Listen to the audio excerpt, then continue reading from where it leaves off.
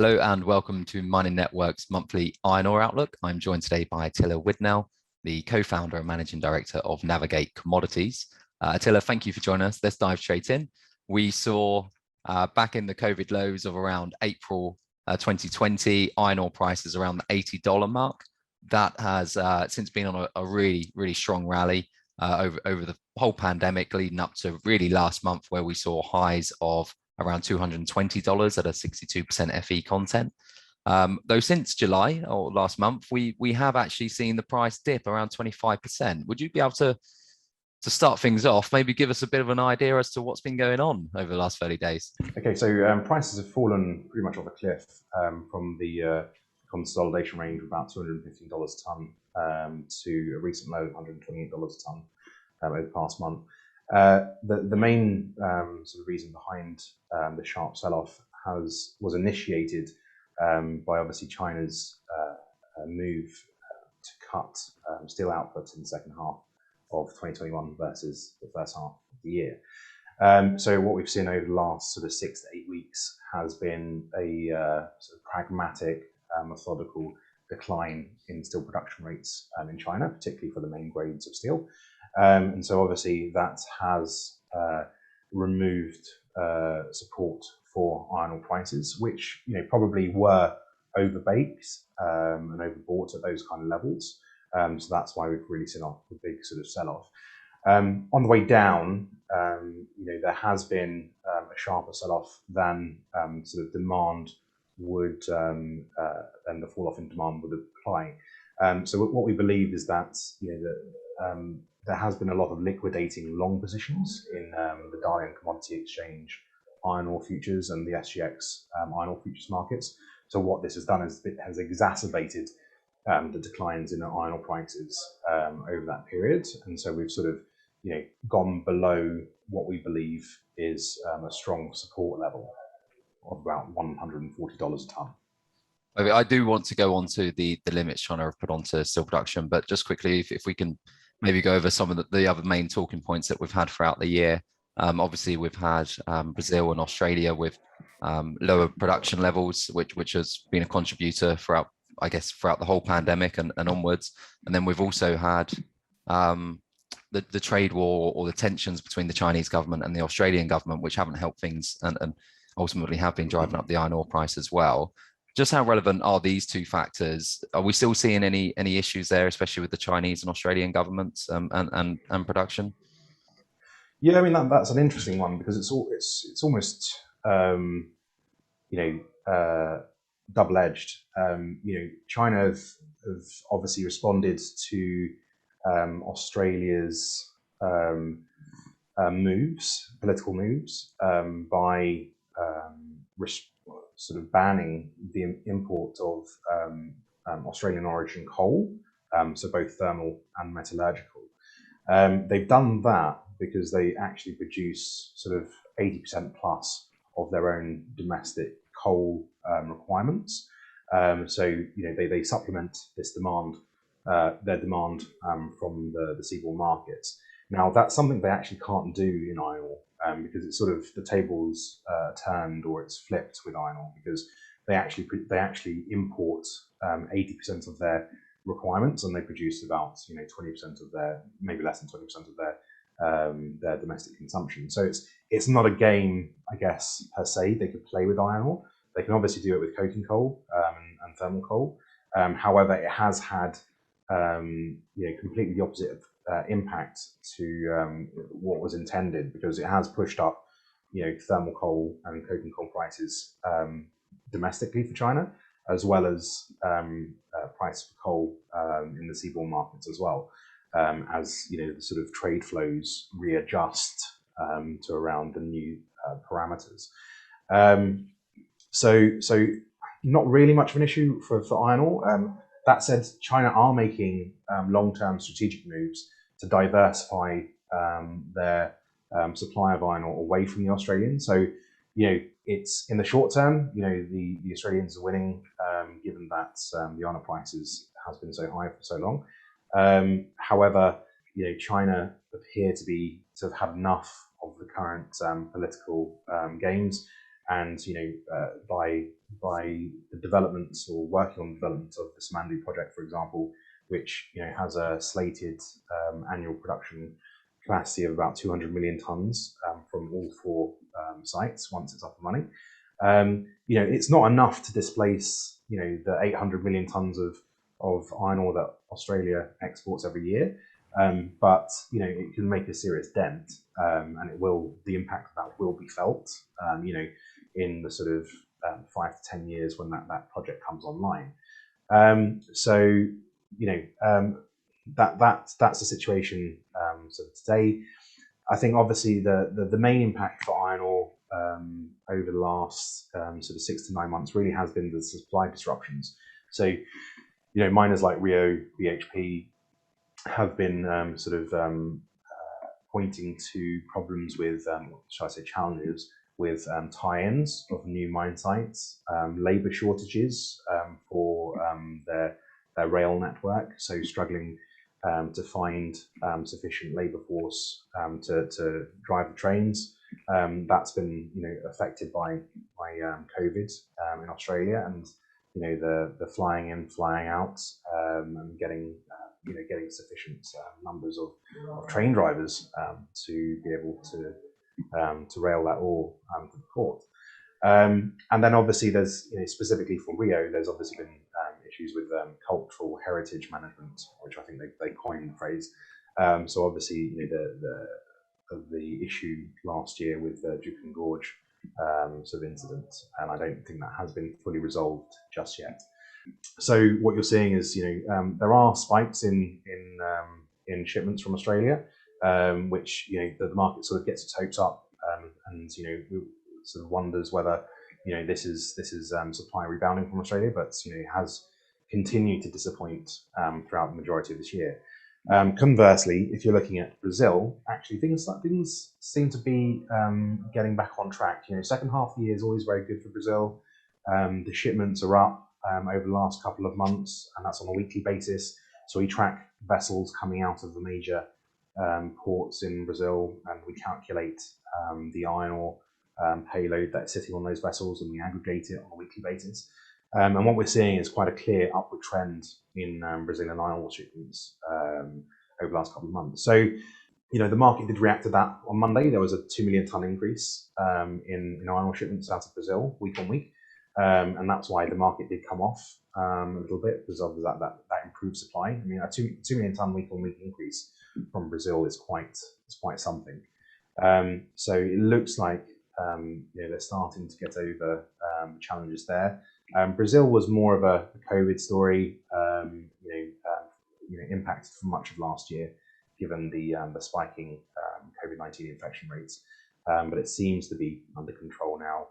There were some Vale noted some issues with droughts on certain river systems, which were impacting the barging of iron ore towards the ports. But it looks like they've managed to compensate for those issues by moving those tons to rail and truck instead. So, and obviously the numbers don't lie, and it looks like there's been a clear trend upwards in terms of Brazilian supply as well. No, interesting. Thank you. It's one of the other things we did touch on it in the first question, I guess, but China have put limits on their steel production for this year. They have listed reasons such as decarbonisation and renewed COVID-19 curbs. Just how much do you think the actual demand for iron ore is going to dip, and how much their steel output will decrease over the next year? Do you believe those are the sole reasons, or is there potentially some market manipulation going on here to try and drive the iron ore price? Because I'd imagine it's getting quite expensive for the Chinese to make the steel at current prices. There's multiple facets to that answer. So the iron ore price was high originally because there had been speculation on the futures contracts.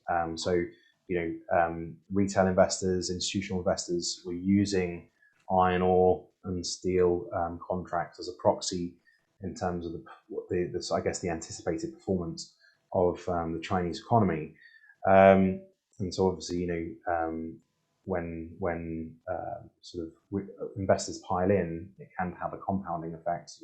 Sort of more people, generally people tend to be tend to be bullish anyway. Generally, it's not in our nature to sell assets. So we did see a big run up in prices. That was, we don't put that down to, strong supply and demand fundamentals in China or the rest of the world. We think that the major part of that was more sort of speculation. The Chinese government, paid lip service to sort of hoarding and market manipulation. If you look at the inventories of iron ore sitting at Chinese ports, you've got about 126 million tons sitting across about 45 ports in China, of which 70 million tons is held by onshore traders. So, you've really got to, question, what sort of role do they play in terms of, fulfilling their own speculative desires. Now, in terms of the sort of way prices have responded to steel production caps in China, I think there was a real concern amongst the financial traders, not so much the physical traders, because everyone had been naturally long in the futures markets. I think this sort of these caps not caught everyone off guard, but I think most of us thought, well, China's going to forego environmental issues and sort of focus more on the economy, because really that's been their playbook for many years. Like it's focusing on economic growth rather than worrying about emissions. So that caught everyone off guard, and obviously the sell-off ensued when we saw weekly production numbers for steel coming off week after week after week. And so, what you have is basically liquidating long positions. So everyone's closing out their longs, and it sort of overbakes the sell-off, and that's why it dips so sharply. But that just goes to show that actually the prices weren't reflective of real supply and demand in the market. So you have the cost curve in terms of marginal iron ore producers in the market. Your higher marginal cost producers tend to be sitting at $130, $140 on the cost curve. So that's why we were so adamant that 140 would have to be his level, because anything below that, you then start to see a supply response from those smaller producers. Obviously the steel production cuts have been, I guess, the spark that lit the fuse. And then everything thereafter has been effectively, prices reverting to mean, because you're having those speculators exit the market. So now what you have is a more true reflection in the price versus the actual value of the underlying asset, which is the rocks of iron ore. Attila, would you be able to just give us a bit of an explanation of what's been happening on the futures exchange and how much actually that weights in terms of your own analysis and forecast moving forward as well? The developments on the futures exchange are incredibly important to iron ore pricing. When there haven't been any bids, offers, or transactions, price reporting agencies will generally look to that day's developments on the futures exchange, particularly SGX, as a proxy for that day's trading activity, direction, momentum, and so on. So it is incredibly important, and they do that because it's such a liquid market. So they all build that into, I think the majority of them build that into their methodology. That's a fallback, I guess, when there hasn't been much spots trading activity in the physical market. Now, in terms of how important that is into our daily work, it's incredibly important because, as I was saying before, in terms of it reflecting sentiment, reflecting herd mentality, the futures market basically reflects all information available at any given point in time into the price, and that effectively implies where the market sees fair value for iron ore and the relative forward curve. So what we do is obviously we look at that and we process that herd mentality through the form of technical analysis. So we use the trading patterns and the candlesticks using technical analysis, and then process that to then generate price targets both in the short term and medium term.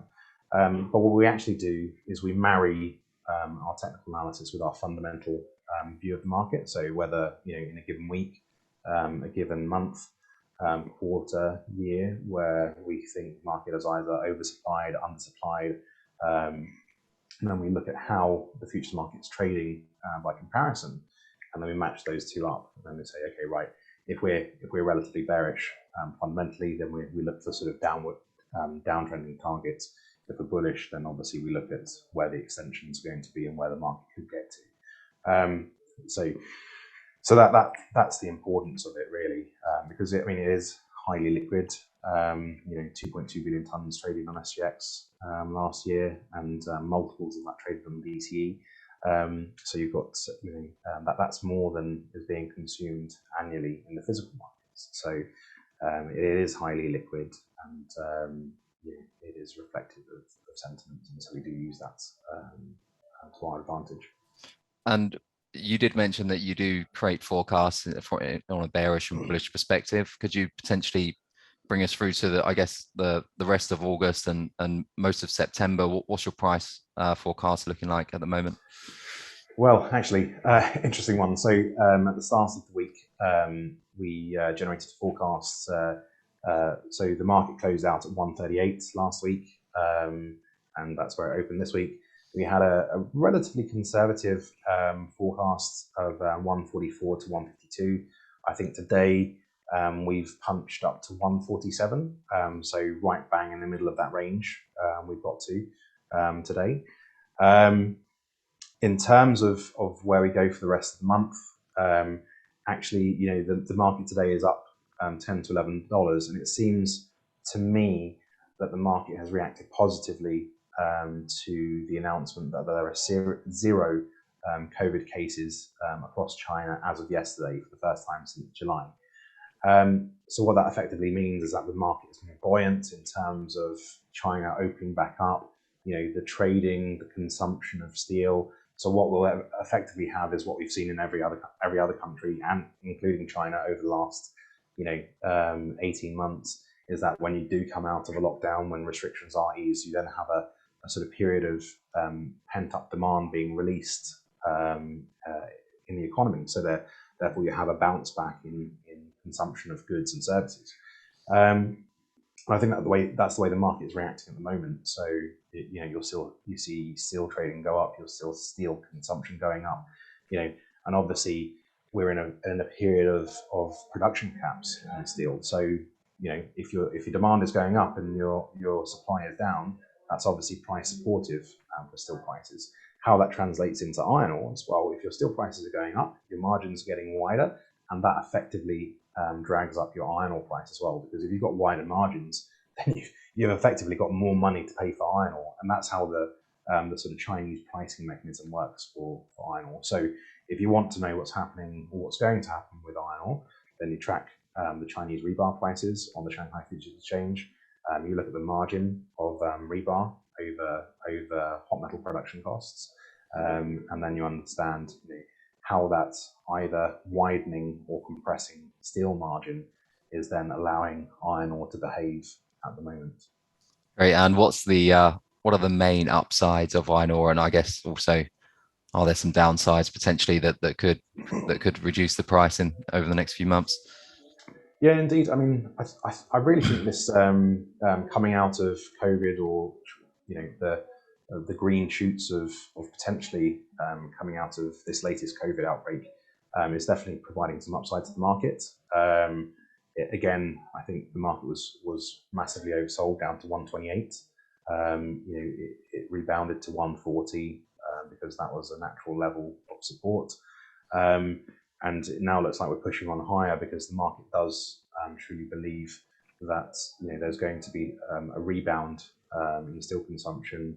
That doesn't necessarily mean that there's going to be a rebound in iron ore consumption, but what it will do, as I've just said, is drag up iron ore prices as a proxy, given that steel margins will enable steel mills to pay more for iron ore. So we are bullish in the very short term. So we do have a medium-term outlook of $140 to $170. So we've obviously hit the lower end and then some of our medium-term outlook. We think we could probably get back up to 160 in the very short term if domestic steel consumption overshoots our expectations, then that could potentially drag up iron ore prices to that 170 boundary. So we think we'll trade between there for the rest of the year. We don't see a return to 200. We don't see a return to 235. Those weren't realistic numbers. Those were heavily sort of overinflated, driven up by sort of speculation. No, it's interesting. Obviously, with the decrease in price, a lot of people, a lot of people, including myself, assume that the love affair of iron ore was dwindling. We've had a great 2 years with iron ore.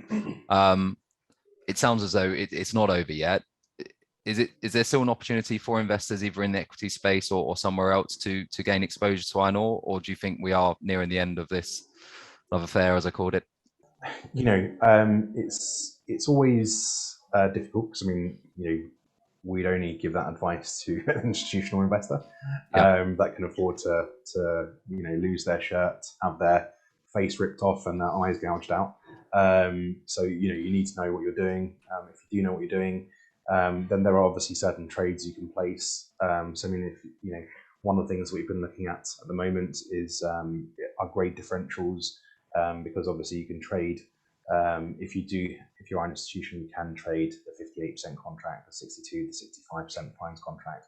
So you can effectively trade the spreads between those particular products. So, for example, at the moment, given the price crash last week, there was a move by institutions away from 58% products and away from 65% products towards 62. So effectively, the 62% contract is like the gold standard. So in times of severe volatility, people revert to that because it's like holding gold, because you can always sell or buy the most liquid product. So that would be your 62% Pilbara fines. Now, there are obviously intricacies between that. Once things sort of settle down, you then start to see sort of money flowing back to other contracts where there is sort of stronger demand and there are arbitrage opportunities. For those investors trading equities, it's obviously a sort of more risk-averse way of trading the iron ore price. If you're looking at FMG, it's massively exposed to the iron ore price, but obviously you're dealing with other things like the accounting, the profitability of the organisation, the way it's run, politics, and so on. If you're looking at BHP, then you have iron ore exposure, but you've also got coal exposure, and Rio Tinto will have a very diversified book as well. There are data points throughout the week that we do track, and those are the key things to focus on. Steel inventories in China, shipments coming out of Australia, Brazil, arrivals of cargoes landing in China, and so on. Those are those key points to focus on throughout the week. It's a tough one to call for us because we're already sitting in the middle of our medium-term range. So this is where we expect it to get to. The opportunities to look out for on the upside are definitely Chinese steel prices and margins.